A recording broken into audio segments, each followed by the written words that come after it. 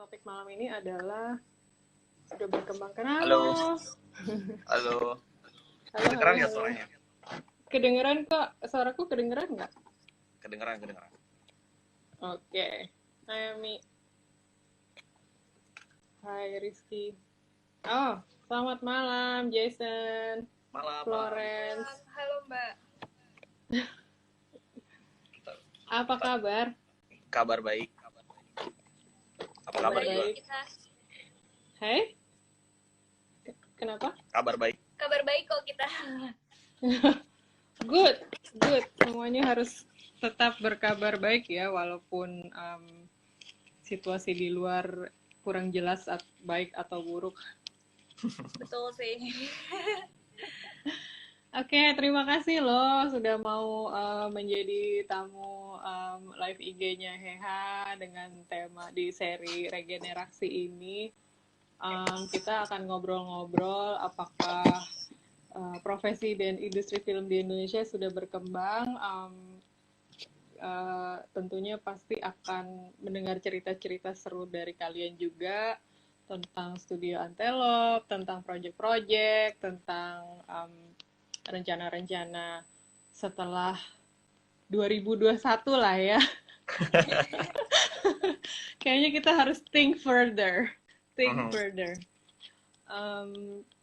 Jadi, oke, kita mulai aja ya.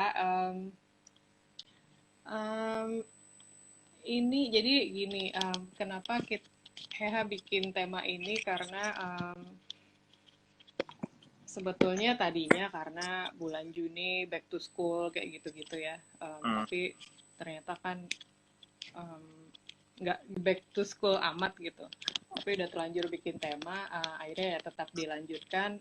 Terus kita tuh pengen berdiskusi atau ngobrol-ngobrol dengan para pekerja kreatif atau filmmaker yang punya rencana-rencana untuk generasi berikut, atau rencana-rencana yang berhubungan dengan regenerasi profesinya atau industrinya gitu. Nah,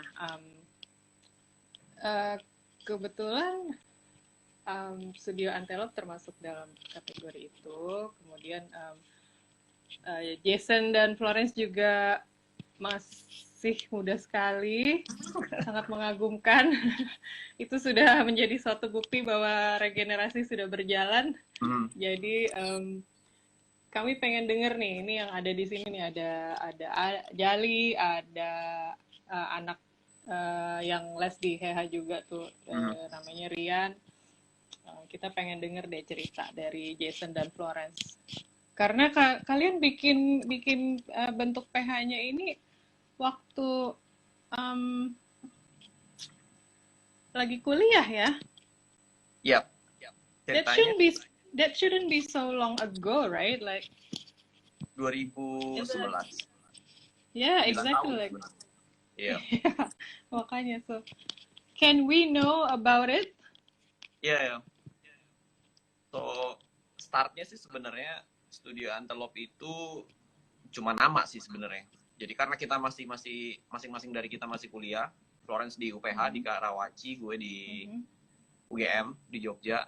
Jadi ada waktu itu LDR. Nah tapi pengen bikin project yang sebenarnya waktu itu nggak cuma film sih. Jadi karena Florence itu DKV, gue juga kebetulan suka desain grafis sama suka fotografi. Jadi sebenarnya kita ngerjain apa aja.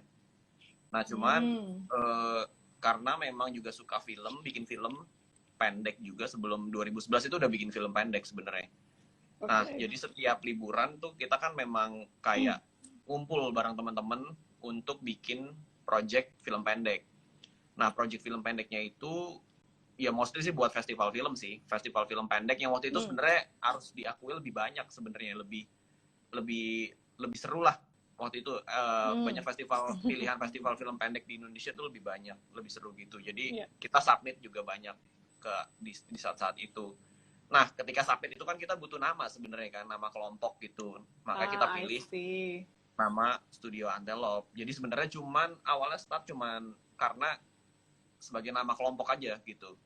Oke. Nggak ada yang serius soal itu, nggak ada yang, jadi teman-teman juga ngumpul setiap mau bikin film aja. Baru akhirnya setelah kita lulus kuliah 2014, Florence lulus duluan, gue masih setahun belakangan, jadi dia sempat kerja di tempat lain. Nah, barulah pas berdua sama-sama udah beres kuliahnya, kita apa namanya, anggapannya seriusin lah. Seriusin itu dengan cara ya teknis banget sih, melegalkan apa nama studio Antelope-nya jadi PT, terus baru punya kantor, dan semuanya sih saat itu mungkin turning point yang bikin semua jadi serba serius sih. Yang tadinya awalnya cuma main-main kan, karena nggak ada tanggungan apa-apa kan, nggak ada cuma nama doang, tapi tiba-tiba setelah itu berubah jadi serius. Sesimpel karena tiba-tiba harus bayar pajak, terus harus mulai nyari kerjaan, jadi ya apapun semuanya tuh jadi serba serius gitu. One thing leads to another ya. Iya. Nah, terus yang awal kan tadi Jason bilang ada teman-teman yang terlibat di dalam ini. Apakah teman-teman yang sama juga kemudian masih ikut bergabung di studio Antelope ini? Kalau yang dari dulu yang kita awal-awal bikin film waktu kuliah kan, itu emang bayangan kita pasti setiap bikin film gitu kita ajakin teman-teman gitu kan. Dan teman-temannya tuh emang yang kita ajakin dulu nggak semuanya emang bukan kayak anak-anak kuliah film gitu, tapi emang yang tertarik aja bikin film. Jadi jurusannya pun macam-macam, ada yang kayak dari jurusan psikologi, ada yang dari jurusan fashion business dan lainnya sih. Dan sekarang juga yang dulunya bikin film bareng kita macam-macam sih, ada yang jadi fotografer sekarang, jadi nggak semuanya ke film juga pada akhirnya. Cuman kalau kebetulan aku sama Jason kita stay di akhirnya tetap di film sampai sekarang gitu. Kalau teman-teman yang lain beragam sih ya, macam-macam banget. Kayak kalau dari awal yang di studio Antelope yang tadi diceritain di awal, yang masih sekarang di film kayak cuman tinggal kita berdua sih kayaknya. Ya, mungkin karena kita bukan juga yang kayak bikin film karena kita anak-anak kuliah film, kalau gitu mungkin akan lebih banyak tuh yang masih akhirnya stay di film. Tapi kalau karena kita jurusannya beragam banget, jadi kayak ternyata yang bertahan di film nggak sebanyak itu. Tapi percaya nggak bahwa banyak filmmaker itu nggak bersekolah kuliah film loh sebetulnya? Iya kalau sekarang dilihat sih banyak sih yang kayak jurusannya beragam banget ternyata. Topik itu bisa panjang tuh. Iya. Tapi aku ingin tahu deh, mungkin yang menonton live IG ini juga ingin tahu apa sih yang mancing ketertarikan Jason. Aku tanya Jason dulu ya, Florence, nggak apa-apa ya? Yep. Yang memancing ketertarikan Jason untuk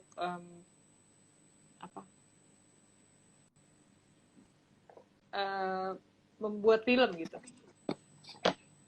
Kemudian berlanjut. Sebenarnya kalau ditarik ke lebih jauh lagi ya, mungkin gue bisa bilang pada akhirnya sebenarnya insting sih. Jadi kayak insting. Jadi kayak ada dorongan dari dalam diri lo yang nggak bisa lo jelaskan untuk nyeritain sesuatu gitu sebenarnya. Jadi sebenarnya kalau ditanya gue juga nggak, maksudnya apakah harus jadi filmmaker, nggak juga. Jadi gue bisa jadi apa aja, cuman kalau gue harus berhenti bercerita gitu, telling stories, mungkin itu yang susah gitu. Jadi kalau gue nggak jadi pembuat film, mungkin gue bisa jadi yang lain, tapi ya tetap harus telling stories gitu. Karena itulah dorongan, kalau ditarik itu dorongan yang ada di dalam diri sejak lama. Dan itu mungkin disadarinya juga. Halo, CD. Jadi kalau ditarik tuh mungkin kayak apa namanya? Misalnya nih waktu SD gitu kan sering ada apa namanya kelas drama, kelas apa namanya, terus disuruh bikin drama di kelas gitulah. Dan itu kan ada dorongan secara tidak sadar untuk mengarahkan pemain gitu misalnya, yang sebenarnya saat itu nggak tahu bahwa itu adalah tugas seorang sutradara gitu.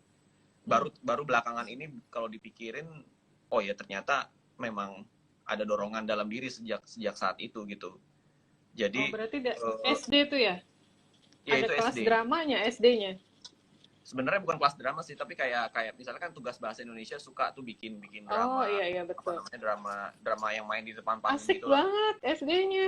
Kayak SD aku zaman dulu. Nah itu kan kalau ngumpul sama teman-teman chaos kan tuh biasanya karena nggak ada basic Iya. kan. Nah cuman selalu ada dorongan buat kayak lo, ya udah ayo kita duduk bareng, ini gue bikinin ceritanya. Nanti abis ini lo mainin jadi ini untuk lalu kemudian mengatur adegannya gitu kayak gini. Bisa Oke. mungkin bahasa nggak kayak gitu ya, tapi maksudnya ada Iya, iya, dorongan iya. buat kayak supaya ini nggak chaos, mendingan gue aja nih yang ngatur teman-teman di situ. Jadi Oke. mungkin mungkin itu sih menurut gue jadinya kalau dipikirin sampai sekarang jadi kayak basic needs aja sih, buat kan semua orang pasti pengen bercerita gitu. Bisa Iya, iya.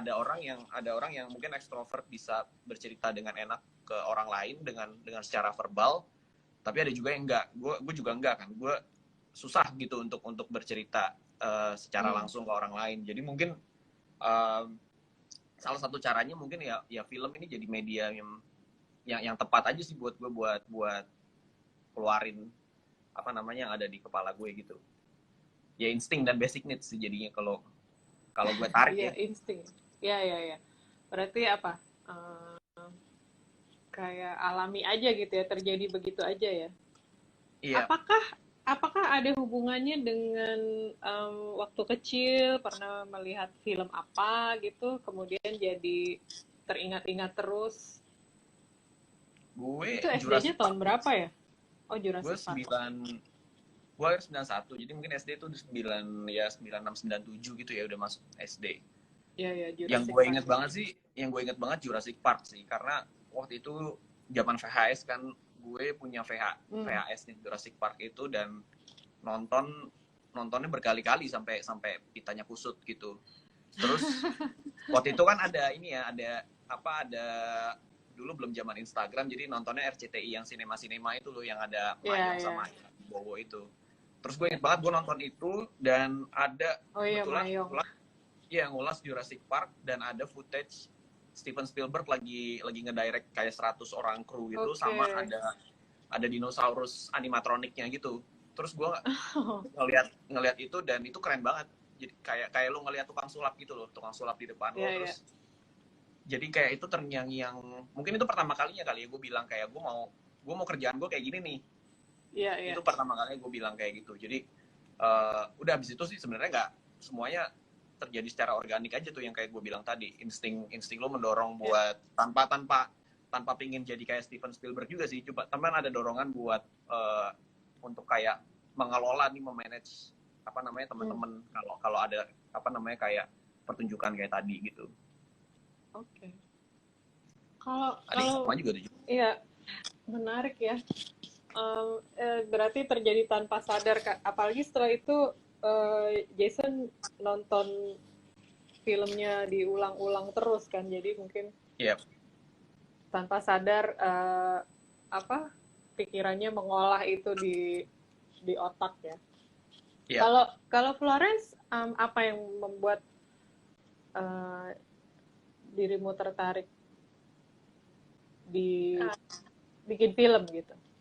Iya, sebenarnya kalau aku pertama mungkin aku ceritain dulu ketertarikan aku di bidang kreatif dan visual kali ya. Itu sebenarnya tuh udah ada dari pas aku SMP, karena dari SMP tuh aku udah mulai suka graphic design. Waktu itu aku suka Photoshop, aku suka kayak baru kenal lah gitu sama graphic design dan software itu. Jadi aku udah mulai nyoba-nyoba tuh pas SMP.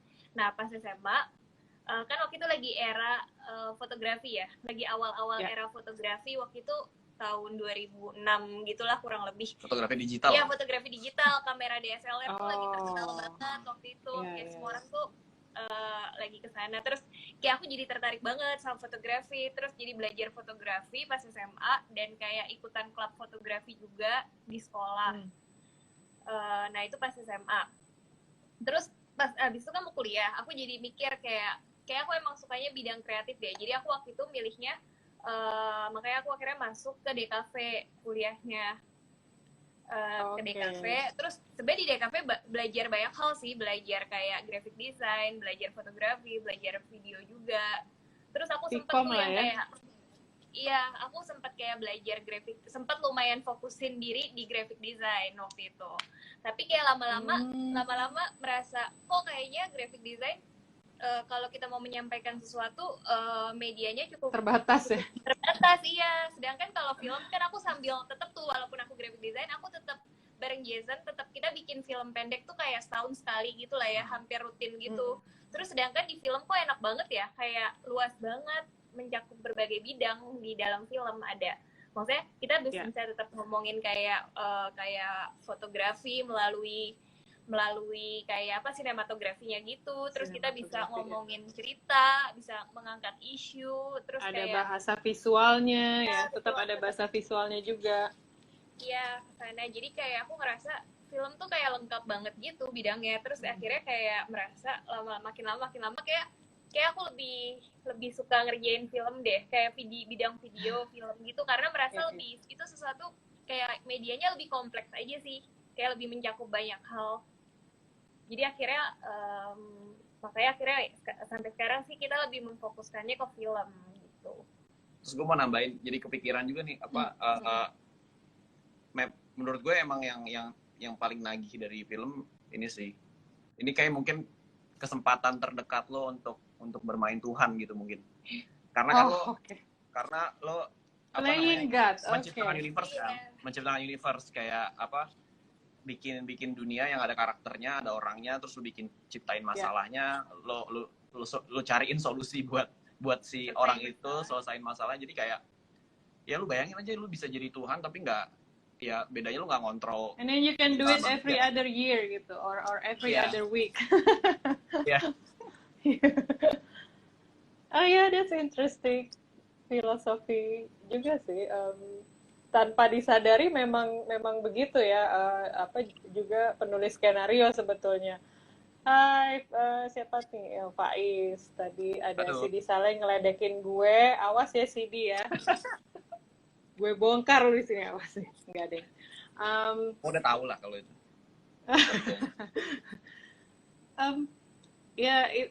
Iya sih, memang film itu ada magnetnya ya. Ada magnet tersendirinya. Aku setuju dengan Florence ketika kamu bilang untuk berkomunikasi secara visual, graphic design memang ada agak terbatas sih. Karena aku dulu waktu kuliah juga desain grafis juga. Jadi bisa relate dengan apa yang tadi Florence bilang. Dan ketika akhirnya terjun di film, ya memang bisa melakukan banyak sekali cara untuk menyampaikan pesan gitu ya, selain juga storytelling gitu. Terus ingat nggak karya yang pertama banget nih, kalau Jason sebagai sutradara, karya yang pertama banget diakui sebagai sutradaranya adalah Jason gitu? Itu 2007 sih, Sarung Petarung, dokumenter. Waktu itu jadi sebenarnya ada kompetisi sama workshop film dokumenter diadakan oleh DKJ sama The Body Shop waktu itu.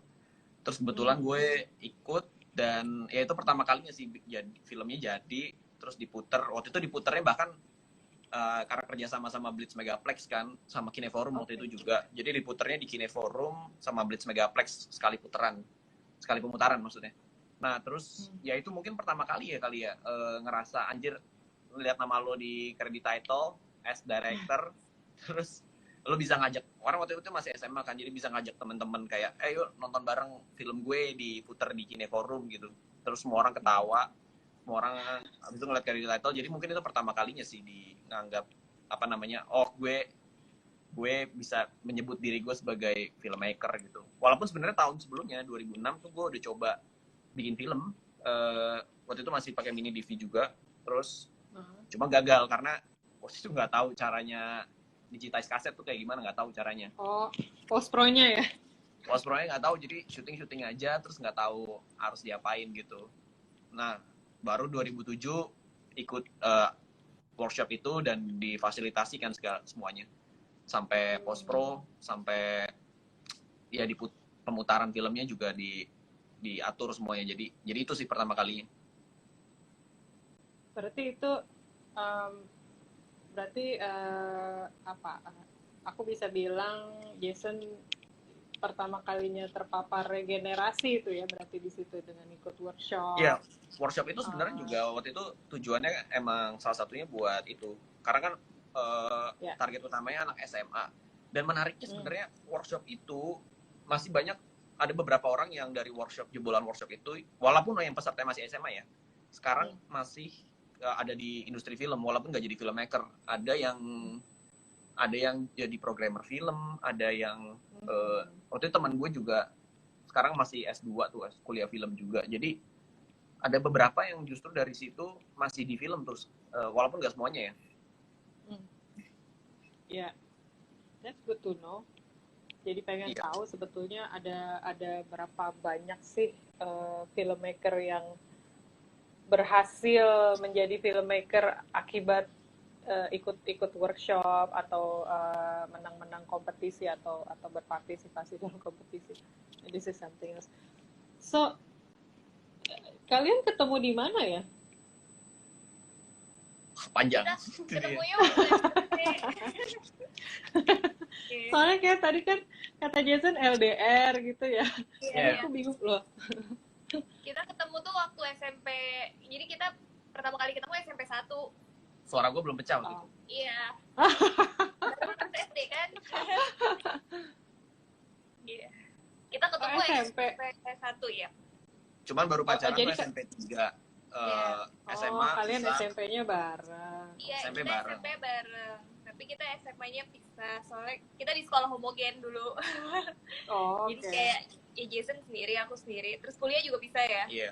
Kuliah juga bisa. Terus pernah nggak sih waktu pas SMP itu kalian initiate some kind of project bareng gitu? Oh iya. What was your first project berdua? Dulu sebenarnya kita sekretaris kelas bareng di waktu SMP. Iya. Geeky banget.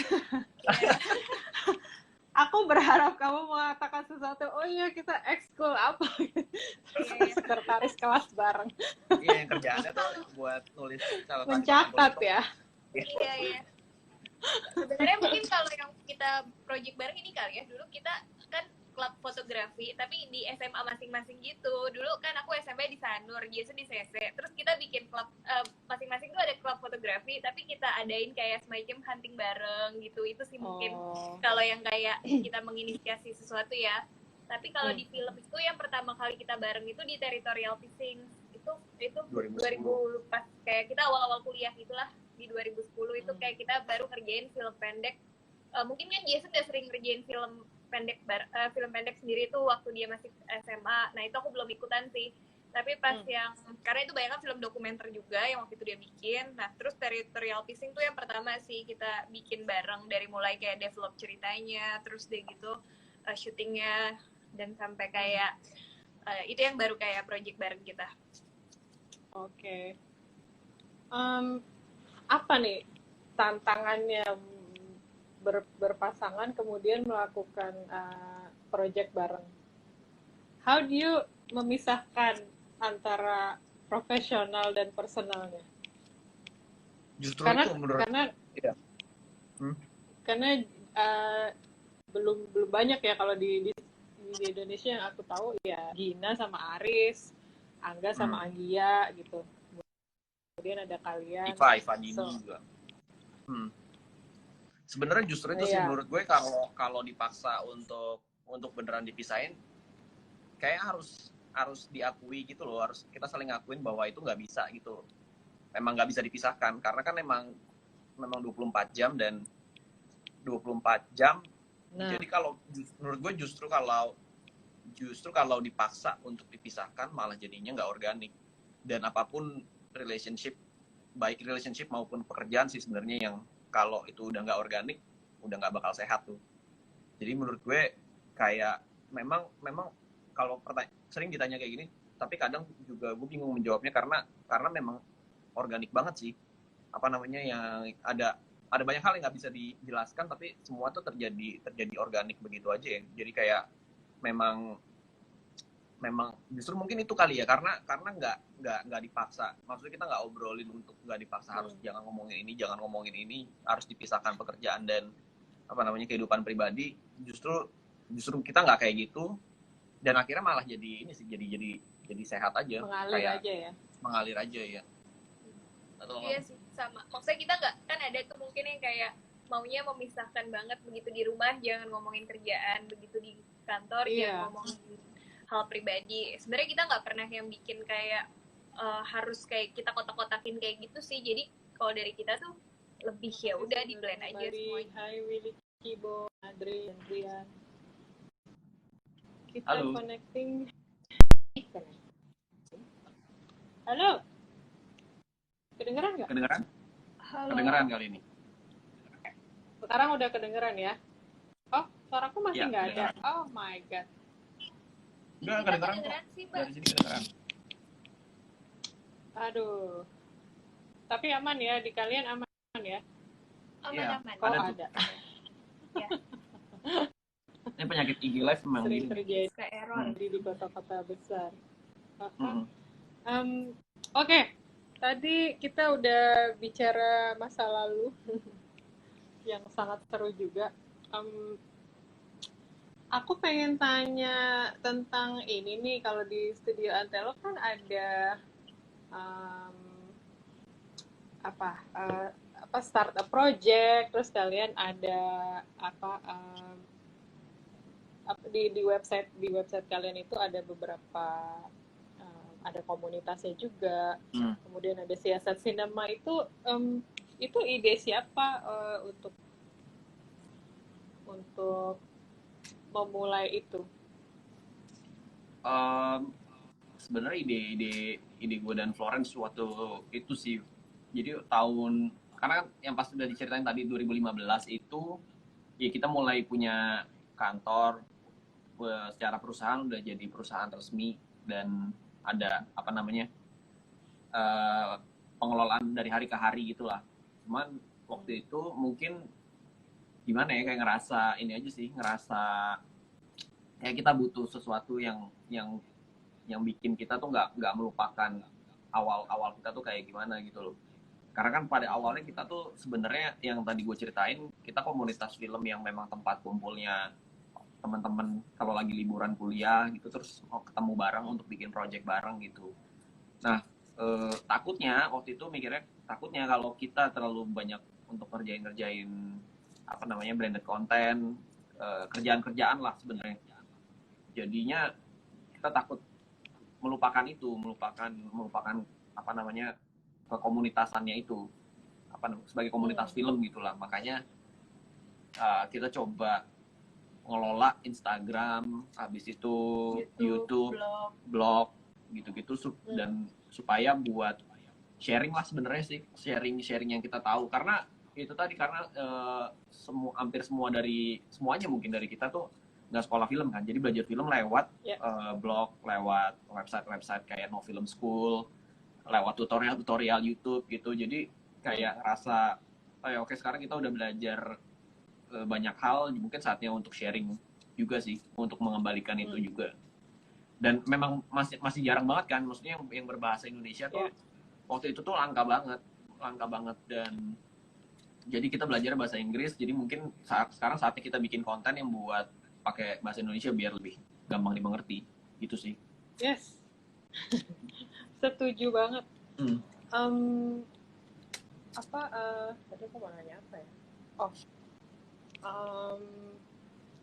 Jadi kalau untuk yang startup project ini, fundingnya dari mana? Apakah dari Antelope atau Antelope nanti menggandeng sponsor atau brand atau? Sebenarnya kalau button startup project itu baru kita bikin post ini sih. Dulu pernah, tapi sekarang pasca pandemi kita balikin button itu lagi, sebenarnya buat memudahkan. Sebenarnya itu bukan buat teman-teman yang pengen bikin film sih, tapi lebih ke orang yang lebih ke bisnis side sebenarnya. Kayak orang yang kalau lo punya ide atau brand yang pengen bikin sesuatu bareng kita, bisa lewat itu memudahkan startup project. Tapi memang pada kenyataannya banyak juga teman-teman yang salah ngira. Jadinya mem-preach film-filmnya mereka, project-project film mereka untuk didanai gitu. Padahal sebenarnya karena kan website itu sebenarnya marketing tools-nya kita sebagai bisnis kan sebenarnya. Jadi gunanya sih lebih ke arah situ. Nah, yang mungkin yang beneran buat teman-teman komunitas film tuh yang tadi, yang halaman community, siasat sinema, lalu ada halaman khusus infografis. Jadi lebih ke situ sih. Ya. Nah, berarti ini sekali jelaskan juga nih, jangan-jangan nanti pas lihat nih pada, wah, gue punya ide film, gue punya ide film pendek ini itu pada kesitu semua ya. Banyak banget sih emang yang salah. Iya, salah banget. Terus kemudian bagaimana kalian menanggulangi itu, menanggulangi bahwa ternyata ini sebenarnya ini bukan untuk membiayai film, tapi bagaimana cara kalian menghadiri? Sebenarnya sih kita biarinin aja sih, maksudnya nggak perlu ya mungkin kesempatan kayak gini sih justru kita ngasih tahu kalau jangan berharap itu kita bisa membiayai project dengan mengisi startup project itu, karena itu beneran pure kita siasat kita sebenarnya buat sebagai bisnis buat mencari project gitu sebenarnya.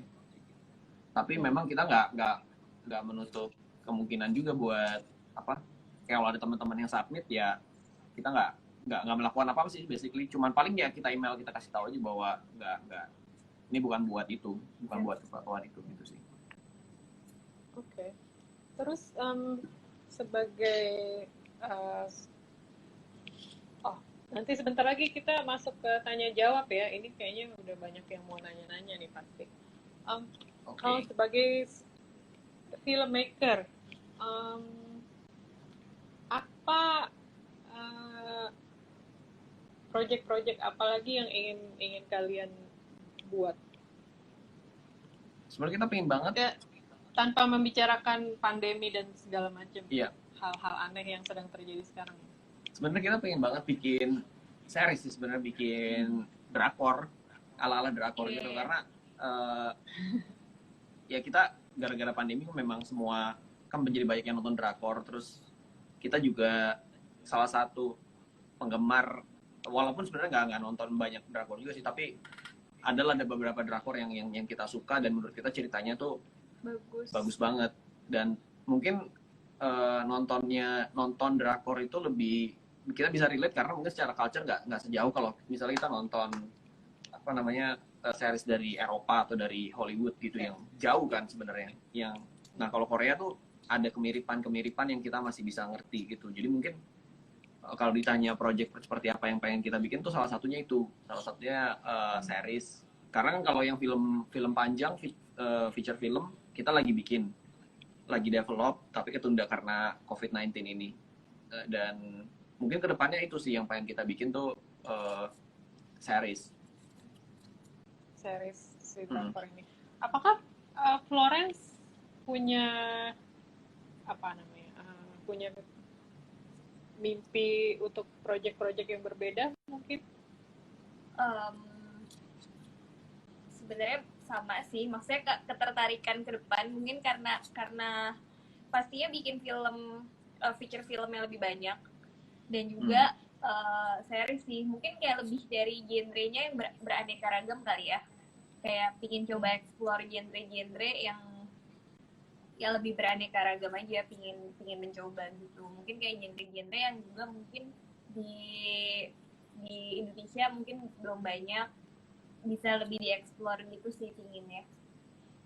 Itu mungkin sebagai kreator ya, tapi kalau sebagai company kita juga pengen kedepannya tuh karena tadi kan temanya juga ngebahas regenerasi kan, kita pengen ini juga sih jadi bukan cuma tempat buat meng-create tapi juga jadi hub untuk kayak teman-teman filmmaker yang beneran yang memang tertarik untuk bikin sesuatu yang berbeda dari sebelumnya gitu. Jadi ya side stream ya. Bisa jadi director, bisa jadi itu produser. Jadi harapan ke depan ya maksudnya sebagai company ya visi kita Studio Antolop ya ke arah situ sih sebenarnya jadi kayak talent management sih sebenarnya. Jadi gue senang banget sih sama kata-kata itu talent manajemen talenta gitu jadinya. Karena ya tadi menurut gue emang banyak banget sebenarnya talent-talent yang ada di generasi gue nih sekarang yang apa namanya yang 90s babies lah. Radar ya. Yang sebenarnya punya tadi yang gue bilang punya insting yang kuat gitu, tapi apa pengen banget buat memanage itu sebenarnya. Okay, that's good. Well, let us know if we can help. Yep. Ini sebelum kita masuk ke tanya jawab ya.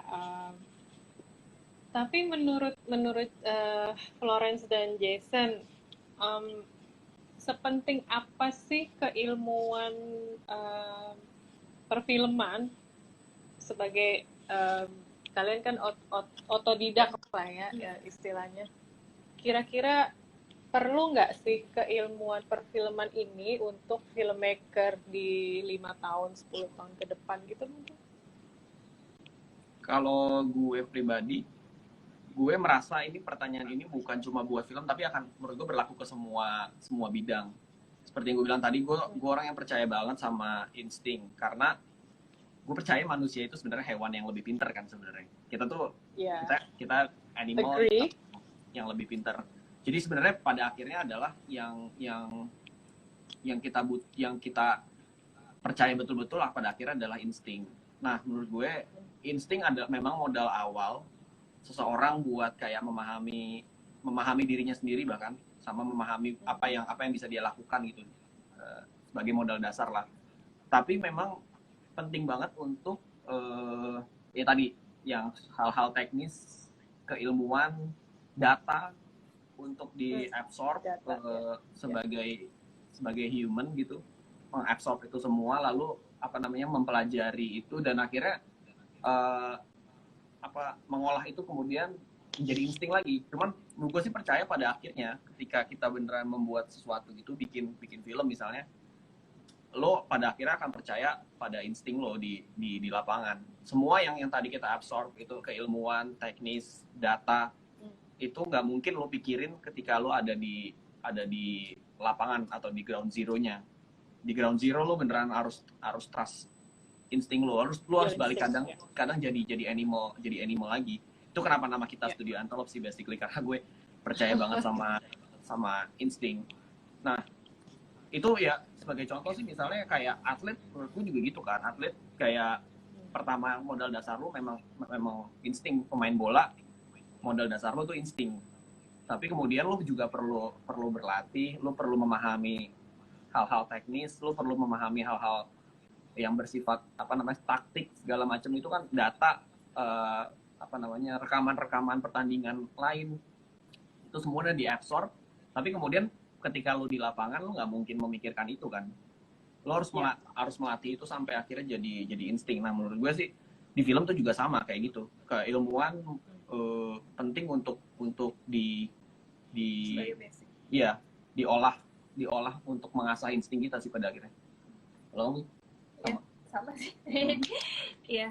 Maksudnya pasti keilmuan itu tetap penting banget sih, maksudnya buat sebagai basic kayak apa ya, mungkin kalau bangun rumah itu kayak fondasinya gitulah. Cuma nanti tentunya fondasi aja kan nggak cukup, kayak kalau bangun rumah mungkin kayak perlu didekor lagi gitu nantinya. Nah itu mungkin yang kayak tetap harus up to date sama kayak situasi terkini, atau yang kayak hal-hal yang ya kayak jadi tetap harus up to date dan relevan sama keadaan sekarang kayak gitu. Nah, ngomong soal tadi pertanyaan kan 5-10 tahun ke depan kan, menurut gue ya jadinya itu berhubungan dengan sincerity juga sih. Jadi kayak menurut gue ke depannya ini orang yang sincere dan gak sincere akan makin kelihatan kan, dengan kita jadi terbuka banget dengan lainnya. Silakan diketik aja langsung di kolom komen, nanti kita langsung tanya jawab. Hai. Halo. Payah deh. Oke, kita langsung ke tanya jawab aja ya. Tadi udah ada pertanyaan tuh satu, sebenarnya dua. Tadi aku lupa dari siapa, tapi bertanya tentang buku tentang filmmaking. Nah, apakah ada rekomendasi? Kemudian tadi ada pertanyaan filmmaker filmmaker yang menginspirasi atau favoritnya Jason dan Florence siapa? Apakah mereka juga menginspirasi karya-karya kalian? Oke. Buku banyak banget sih. Tapi tadi ada pertanyaan yang diterjemahin ke Indonesia ya? Iya. Kalau itu nggak banyak ya? Nggak banyak ya. Tapi ada buku. Itu belum banyak tuh. Ada satu buku terutama Indonesia. Terutama sinematografi. Iya. Ada satu buku Indonesia tuh yang bagus banget, ditulis oleh Prima Rusdi tuh ini bikin film kata 40 pekerja film deh kalau nggak salah. Bukunya tuh udah di tahun 2007 2008 apa 2006. Masa 2008 mungkin ya? Enggak, ya. Lupa juga.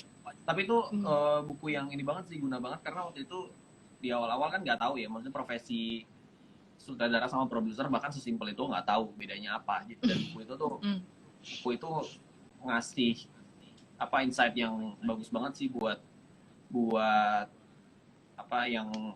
yang baru banget lah pokoknya gitu. Nah, kalau buku luar sih ada beberapa rekomendasi nih. Kebetulan gue lagi duduk di sebelah rak buku gue nih, jadi coba. Nah, ini buku ini. Ini buku yang gue suka banget sih, ini Directing Actors. Ini karena gue baca karena lagi punya PR ini ya, lagi PR lagi nyiapin film panjang, terus ketemu sama aktor, dan kebetulan tuh sisi keaktoran adalah sisi yang menurut gue paling lemah gitu. Jadi gue lagi ngulik banget soal acting, dan beberapa kali kemarin sempat ngambil kelas acting, terus dan ternyata seru banget. Ternyata yang awalnya gue kira gue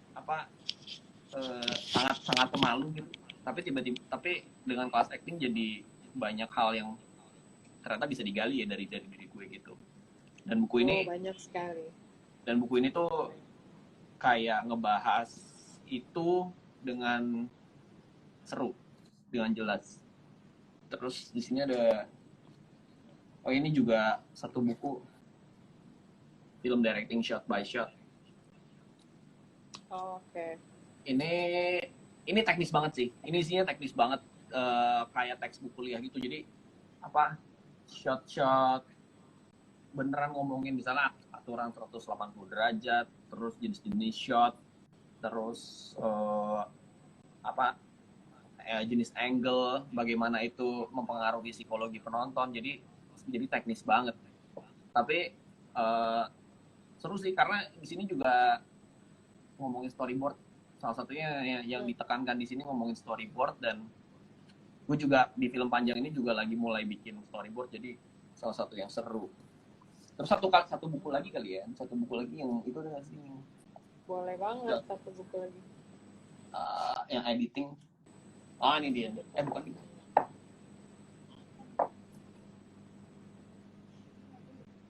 Kayaknya udah gue balikin ke kantor deh. Tapi ada satu lagi sih ini. Ini berarti itu apa? Filmmakers Eye. Oke. Ini juga sama sebenarnya, teknis banget, kayak ngomongin shot, ngomongin lebih ke sinematografi dan directing shot sih sebenarnya. Oke. Ya. Untuk Ami ini sih yang lagi ada di rumah. Ya. Untuk kami nanti kita ketikin judul-judul bukunya, siapa tahu ada yang bisa ditemukan online. Pasti bisa ditemukan online lah ya biasanya. Iya.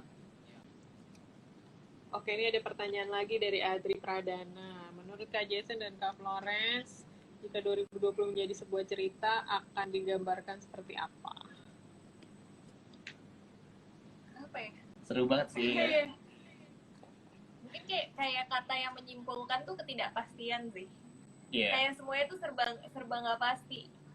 Jadi mungkin bisa dieksplor dari kata itu, ketidakpastian. Karena berasa banget waktu kayak sejak sejak bulan apa ya, Maret pertengahan kan itu mulai kayak kita emang di rumah, dan kayak kita tuh di rumah kayak nungguin kayak kapan ya kita bisa akhirnya beraktivitas balik. Jadi kayak semuanya serba nggak pasti, tapi kita harus stay di rumah gitu. Mungkin kayak ketidakpastian, kalau dari aku ya, itu kata yang kayak sangat menggambarkan tahun 2020. Terus mau bikin plan juga bingung. Bikin plan bisa, tapi nggak tahu kapan bisa dijalankan karena semuanya serba nggak pasti.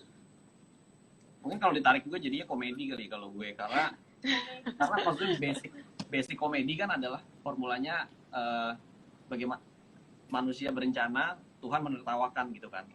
Sebenarnya. Jadi dan 2020 kan gitu banget. Maksudnya kita udah merencanakan macam-macam, merencanakan ini itu, tapi ya akhirnya buyar semua gitu. Kan ada tuh jokesnya siapa ya yang bilang yang gimana caranya membuat Tuhan tertawa? Gampang banget. Apa kasih tahu George aja Carlin. Oh iya, George Carlin. Jokesnya George Carlin. Kasih tahu aja rencana. Tell him your plan.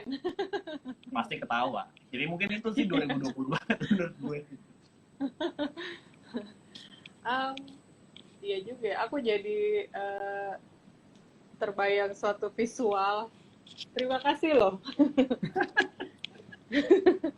Tiba-tiba jadi terbayang suatu visual yang berhubungan dengan salah satu proyek aku. Terus kalau film, tunggu, ini ada pertanyaan lagi. Ketika membuat film, isu dulu atau estetika dulu yang didahulukan? Wah, kalau gue bisa jadi sementara situasi sih menurut gue. Karena ini kan gue sering ngomongin ini juga sih, proses kreatif orang tuh beda-beda. Gue kenal sama beberapa filmmaker yang bisa jadi start awal projectnya tuh dari visual dulu.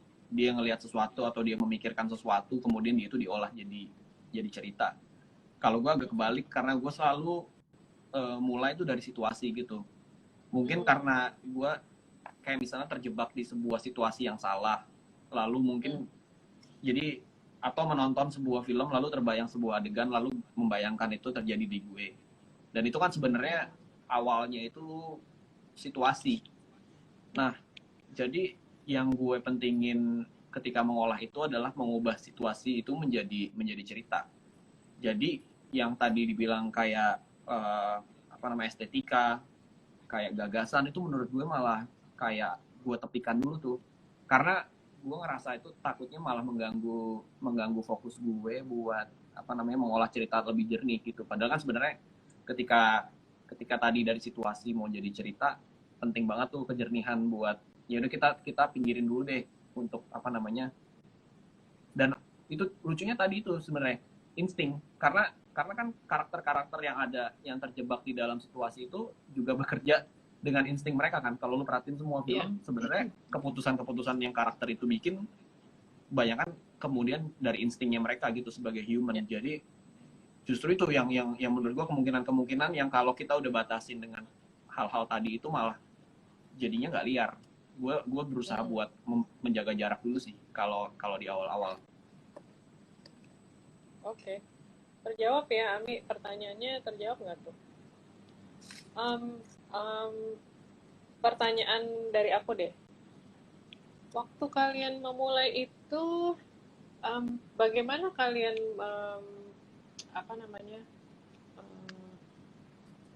melibatkan diri ke dalam jejaring filmmaker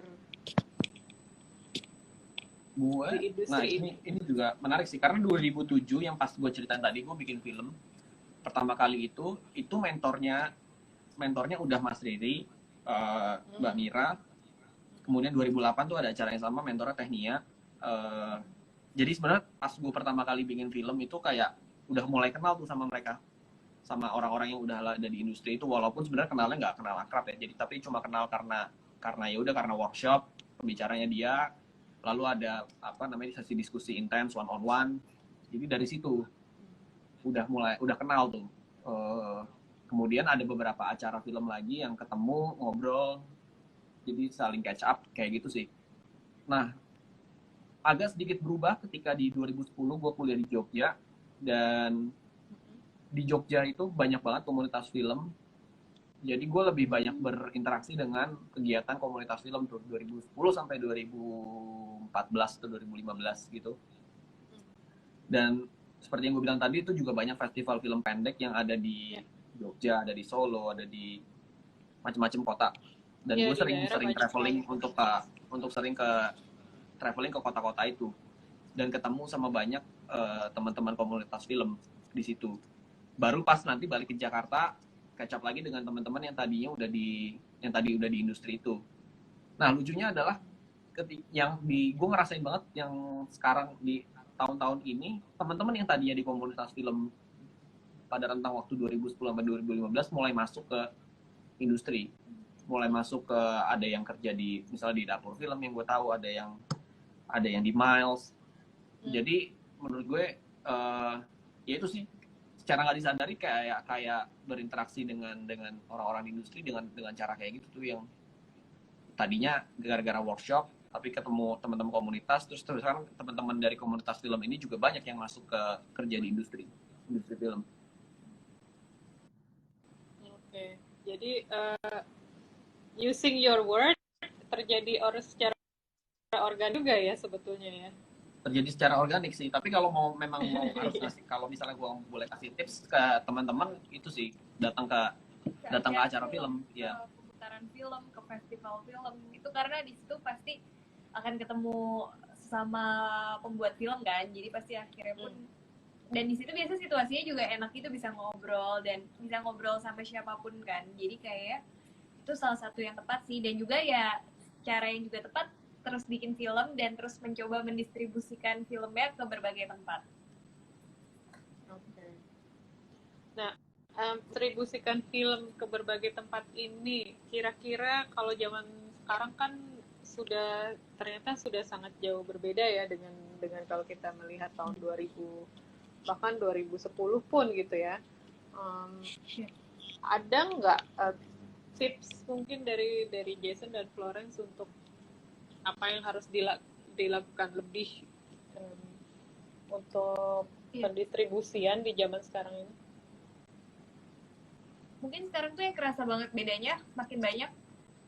Kalau dulu kan kayak kita bikin film pendek tuh ya udah buat di submit ke film festival, kita nyobalah film festival di dalam ataupun di luar negeri. Nah kalau sekarang kan sebenarnya ada alternatif lain untuk bikin film kita ketemu ke penonton, yaitu di antara di-upload di YouTube atau mungkin semacam kayak di platform-platform streaming yang emang menyediakan untuk kita merilis film pendek kita, misalnya kayak ada Vixi atau yang lainnya juga.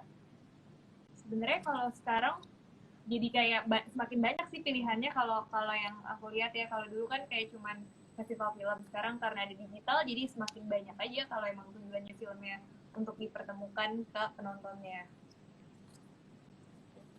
Berarti mungkin nggak sih kita menciptakan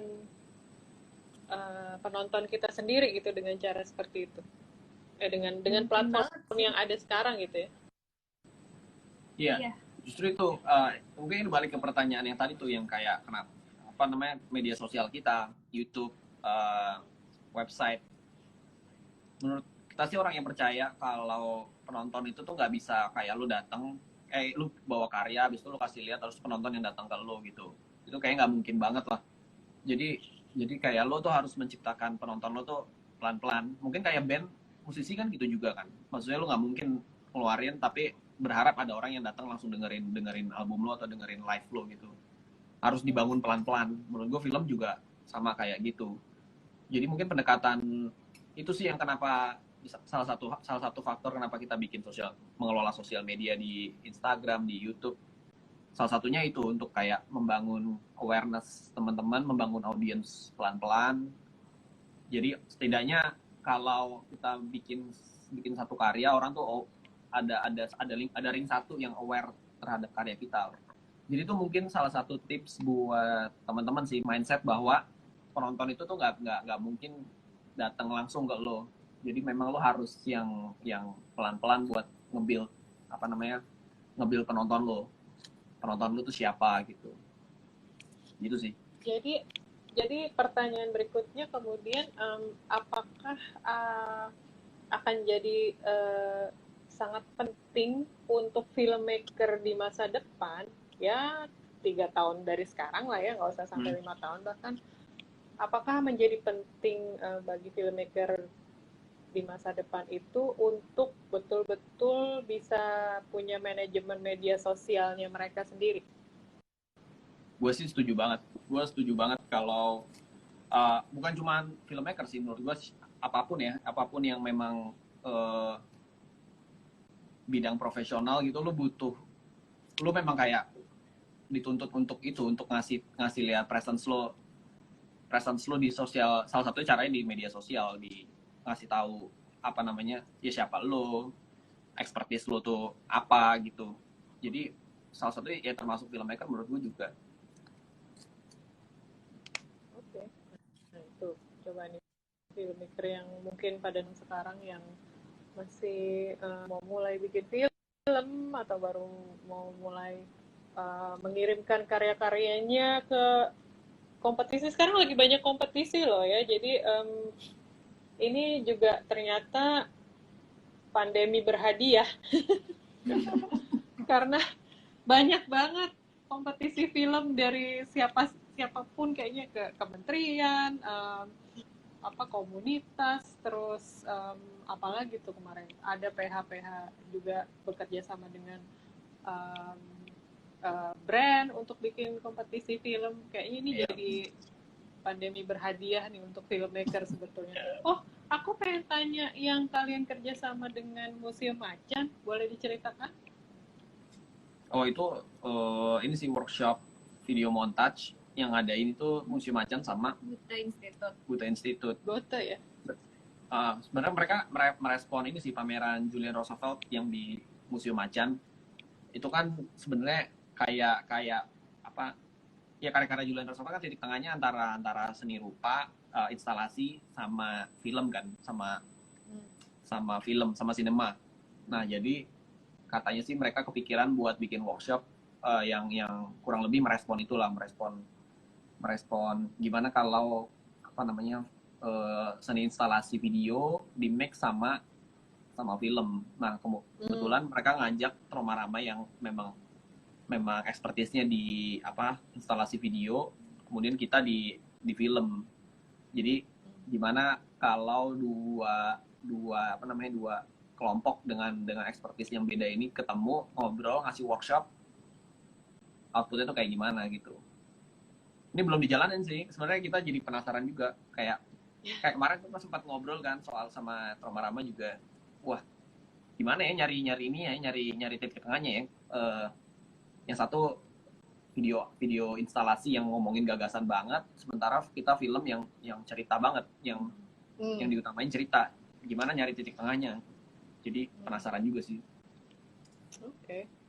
Ya, kita akan bantu promote acara ini. Soalnya kemarin udah ditandain, udah disimpan. Oh, ini ada pertanyaan lagi. Aku juga penasaran sih ini akan jadi seperti apa gitu. Kayaknya akan jadi sesuatu yang menarik ya. Ada pertanyaan dari Frans.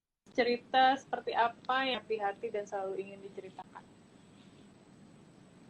Cerita seperti apa yang dekat di hati dan selalu ingin diceritakan?